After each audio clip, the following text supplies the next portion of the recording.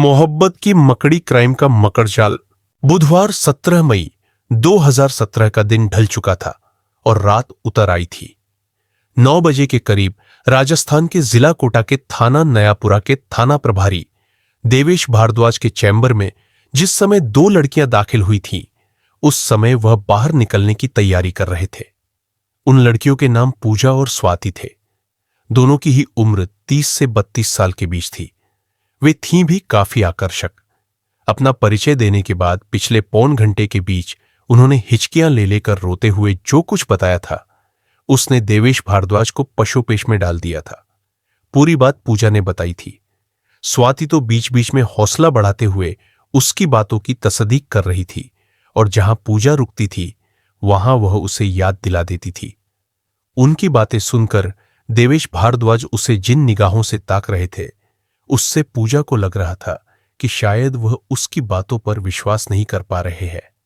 शायद इसी वजह से एक बार तो लगा कि वह फूट फूट कर रो पड़ेगी, लेकिन किसी तरह खुद को संभालते हुए आखिर उसने पूछ ही लिया, सर, क्या आपको हमारी बातों पर विश्वास नहीं हो रहा है?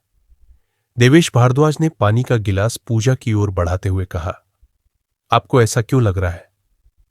आपने अपने ऊपर हुए जुल्मों के बारे में जो बताया है, उसे एक कागज पर लिखकर रिपोर्ट दर्ज करा दीजिए। युवती, जिसने अपना नाम पूजा हाड़ा बताया था, उसके बताए अनुसार वह कोटा के कुन्हाड़ी की रहने वाली थी। आर्थिक तंगी की वजह से वह नौकरी करना चाहती थी। नौकरी की तलाश में उसकी मुलाकात लालजी नमकीन भंडार के मालिक अशोक अग्रवाल से हुई। उन्होंने उसी दिन यानी 17 मई की दोपहर लगभग 3 बजे नयापुरा स्थित एक रेस्तरां में नौकरी की खातिर बातचीत करने के लिए उसे बुलाया। बातचीत के दौरान अशोक अग्रवाल ने सॉफ्ट ड्रिंक ऑफर किया। व्यावहारिकता के नाते मना करना ठीक नहीं था, इसलिए पूजा ने भी मना नहीं किया। उसे पीते ही पूजा पर नशा सा चढ़ने लगा। उसमें शायद कोई नशीली चीज मिलाई गई थी। वह जल्दी ही बेसुध हो गई। होश आया तो पूजा को पता चला कि नौकरी के बहाने बुलाकर अशोक अग्रवाल ने उसकी अस्मत लूट ली थी। होश में आने पर पूजा ने यह बात सबको बताने की धमकी दी तो उन्होंने उसे बेइज्जत करके भगा दिया। पूजा के साथ स्वाति उसकी घनिष्ठ सहेली थी। जब यह पूरा वाकया पूजा ने उसे बताया तो हिम्मत दिलाकर वह उसे थाने ले आई। अशोक अग्रवाल पैसे वाले आदमी थे, वह कुछ भी करा सकते थे, इसलिए पूजा ने अपनी जान का खतरा जताया। रिपोर्ट दर्ज कराकर पूजा और स्वाति ने देवेश भारद्वाज के पास आकर कहा, सर, अब हम जाएं। देवेश भारद्वाज ने अपनी घड़ी देखी। उस समय रात के 11 बज रहे थे।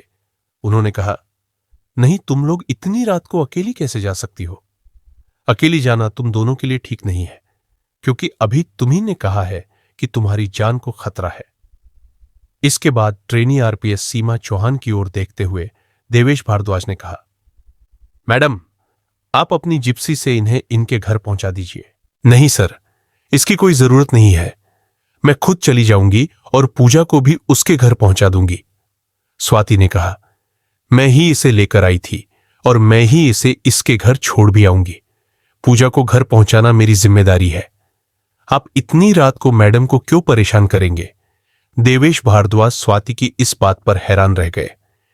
उनकी समझ में यह नहीं आया कि पुलिस की गाड़ी से जाने में इन्हें परेशानी क्यों हो रही है।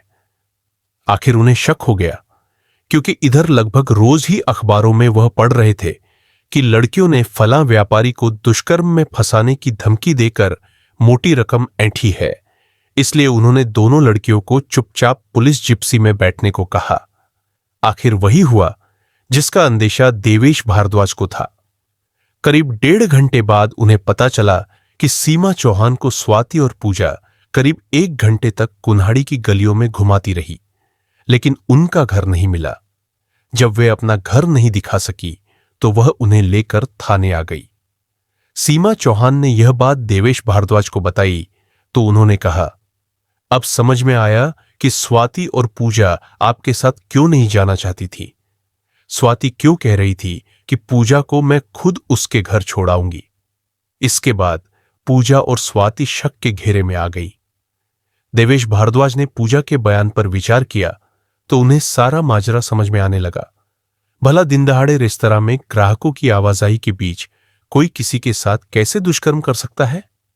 दुष्कर्म की छोड़ो, छेड़छाड़ भी मुमकिन नहीं है। लड़की शोर मचा सकती थी। हां, लड़की चाहती तो कुछ भी हो सकता था। इसका मतलब शिकारी भी वही है और शिकार भी वही है। इसके बाद पूजा और स्वाति से सख्ती से पूछताछ की गई तो दोनों टूट गई और उन्होंने जो बताया उससे एक ऐसे रैकेट का खुलासा हुआ जो खूबसूरत औरतों का चारा डालकर शहर के रसूखदार लोगों को दुष्कर्म में फंसाने की धमकी देकर मनमानी रकम वसूल रहा था। इस पूछताछ में जो खुलासा हुआ वह काफी चौंकाने वाला था। पूजा का असली नाम पूजा बघेरवाल था। वह कोटा के अनंतपुरा की रहने वाली थी। पुलिस ने उसके घर पर छापा मारकर वहां से जो कागजात बरामद किए थे उसके अनुसार उसकी उम्र 20 साल थी। स्वाति इस रैकेट की सरगना थी। उनके गिरोह में नाजमीन भी शामिल थी। पुलिस ने उसे भी अनंतपुरा से गिरफ्तार कर लिया था। पूछताछ में स्वाति ने स्वीकार किया कि नमकीन कारोबारी अशोक अग्रवाल तक पूजा को उसी ने पहुंचाया था। पूजा और स्वाति ने अपना अपराध स्वीकार कर लिया तो देवेश भारद्वाज ने देर रात नमकीन कारोबारी अशोक अग्रवाल को बुलाकर पूजा और स्वाति के खिलाफ धारा 420 और 384 के तहत मुकदमा दर्ज कराकर उन्हें गिरफ्तार कर लिया। इस तरह आढ़त और नमकीन के बड़े कारोबारी अशोक अग्रवाल इस गिरोह का आखिरी शिकार साबित हुए। जब उनसे पूछा गया कि उन्हें कैसे फंसाया गया तो उन्होंने जो बताया उसके अनुसार 7 मई 2017 को जब वह बूंदी जा रहे थे तो उनके मोबाइल पर एक फोन आया। वह फोन उन्हें पूजा हाड़ा ने किया था। पूजा ने उनसे कहा कि उसे नौकरी की सख्त जरूरत है। वह बड़े आदमी होने के साथ साथ जाने माने कारोबारी भी है। वह चाहे तो उसे कहीं ना कहीं नौकरी मिल जाएगी। किसी अजनबी लड़की द्वारा इस तरह बेबाकी से नौकरी मांगना अशोक अग्रवाल के लिए हैरानी की बात थी। उन्होंने पूछा, तुम मुझे कैसे जानती हो? मेरा मोबाइल नंबर तुम्हें कैसे मिला? इस पर पूजा ने कहा, तरक्की के इस दौर में आप जैसी जानी मानी हस्ती के मोबाइल नंबर हासिल कर लेना कोई मुश्किल काम नहीं है। पूजा ने अपनी गरीबी और लाचारी का हवाला दिया तो अशोक अग्रवाल ने उसे कहीं नौकरी दिलाने की बात कहकर टालने की कोशिश की, लेकिन पूजा उन्हें लगातार फोन करती रही। यह सिलसिला लगातार जारी रहा। 17 मई की दोपहर को जब पूजा ने फोन करके कहा कि वह उनसे मिलकर अपनी परेशानी बताना चाहती है तो वह पिघल गए। संयोग से अशोक अग्रवाल उस समय नयापुरा किसी काम से गए हुए थे। पूजा की परेशानी पर तरस खाकर वह उसके बताए रेस्टोरेंट में मिलने पहुंच गए। जिस समय वह रेस्टोरेंट में पहुंचे थे उस समय वहां गिने चुने लोग ही थे। कोने की एक मेज पर अकेली लड़की बैठी थी जिसे देखकर वह समझ गए कि वही पूजा होगी। वह उन्हें देखकर मुस्कुराई तो उन्हें विश्वास भी हो गया। वह उसकी ओर बढ़ गए। कुर्सी से उठकर नमस्ते करते हुए उसने कहा, मेरा नाम पूजा है। आपने मेरे लिए इस दोपहर में आने का कष्ट किया, इसके लिए आपको बहुत बहुत धन्यवाद। अशोक अग्रवाल उसके सामने पड़ी कुर्सी पर बैठते हुए बोले, अब बताओ मैं तुम्हारे लिए क्या कर सकता हूं? मैं अपनी परेशानी इतनी दूरी से नहीं बता सकती। पूजा ने अशोक अग्रवाल की आंखों में आंखें डालकर मुस्कुराते हुए कहा, आप यहां मेरे बगल में आकर बैठे तो मैं आपको अपनी परेशानी बताऊं। इतना कहकर पूजा दोनों हाथ टेबल पर रखकर झुकी तो उसके वक्ष झांकने लगे। अशोक अग्रवाल यह देखकर हड़बड़ा उठे क्योंकि उन्होंने ऐसी स्थिति की कल्पना नहीं की थी। उन्होंने इधर उधर देखा। संयोग से उनकी ओर कोई नहीं दिख रहा था, लेकिन उस तन्हाई में उसके इस रूप को देखकर वह पसीने पसीने हो गए। उनका हलक सूख गया। जुबान से हलक को तर करते हुए उन्होंने कहा, यह क्या है?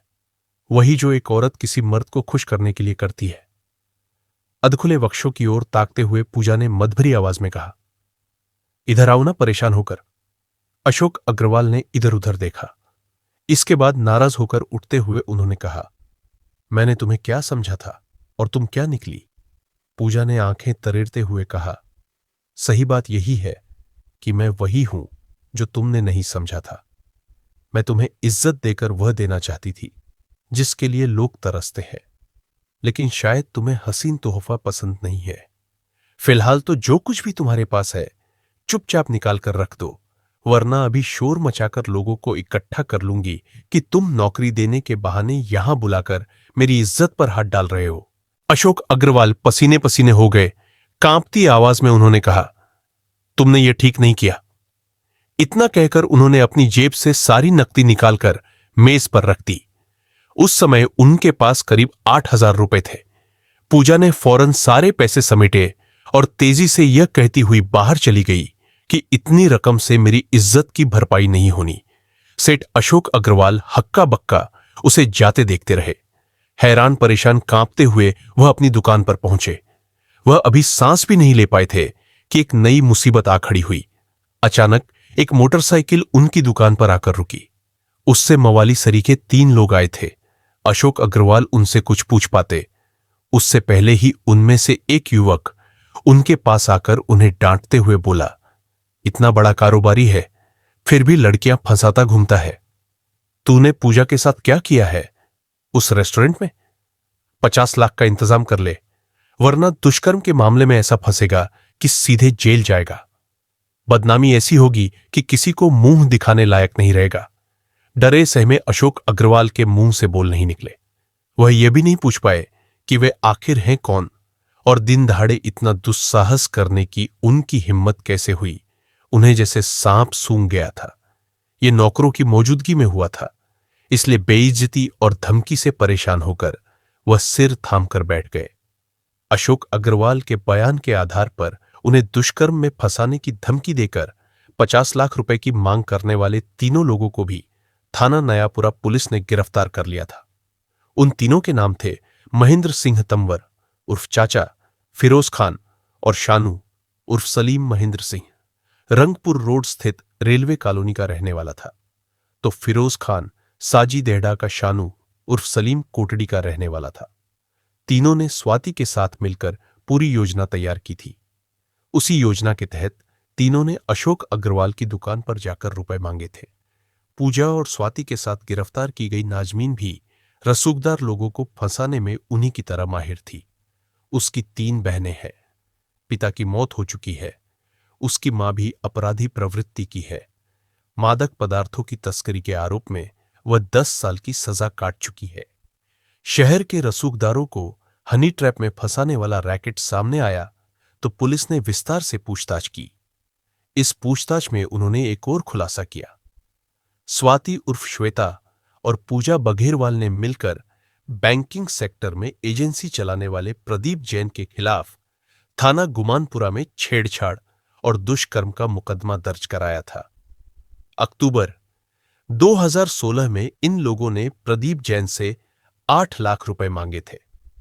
हालांकि बाद में दोनों अपने इस बयान से मुकर गई थीं। इसके बाद प्रदीप जैन से पूछताछ की गई तो उन्होंने बताया कि उन्हें ऑफिस में काम करने वाले कर्मचारियों की जरूरत थी, जिसके लिए उन्होंने अखबार में विज्ञापन दिया था। उसी विज्ञापन के आधार पर पूजा बघेरवाल ने खुद को निशा जैन बताते हुए उनसे संपर्क किया। उसने करीब 3 महीने तक उनके यहां नौकरी की। वह काम करने के बजाय दिन भर फोन पर ही बातें करती रहती थी, इसलिए उन्होंने उसे नौकरी से निकाल दिया।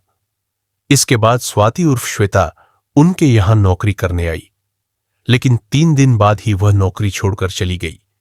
इसके बाद उसने उनके खिलाफ छेड़खानी की रिपोर्ट दर्ज करा दी, लेकिन प्रदीप जैन ने इसे गंभीरता से नहीं लिया।